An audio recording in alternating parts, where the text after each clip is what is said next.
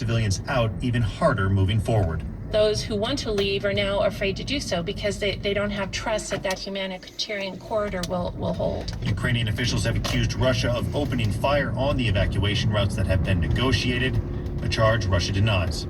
Ryan Lucas, NPR News, Lviv, Ukraine. We've seen it, though. The website where people can order more free COVID tests from the U.S. government to be shipped to their homes is now up and running.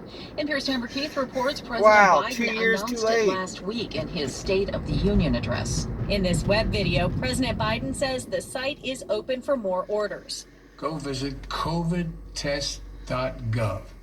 Get your free test today. If they'd done that 2 years ago, if we had a president 2 years ago with that more was than for America 99% instead of them against delivered, us. says White House testing coordinator Tom Inglesby.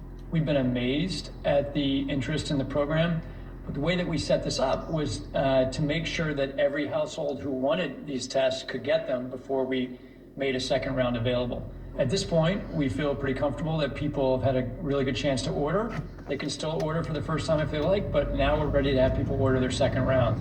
And orders should go out faster this time because the government now has plenty of stock on hand. Tamara Keith, NPR If they had News. done that 2 years The ago, Biden they could have administration stopped says the pandemic. $1.5 billion from the bipartisan infrastructure bill will be used to revamp parts of the nation's truck fleet so state and local governments can purchase electric buses for public transit. Nice. Vice President Kamala Harris. This funding will help communities employ more transit workers and keep transit services running. She says another $2.2 billion in coronavirus make it all relief money free. from the American Rescue Plan Make public will go to transit free. 35 financially strapped public transit agencies in 18 states. Wall Street ended the day sharply lower. The Dow down 797 points. The Nasdaq down 482. S&P 500 down 127. You're listening to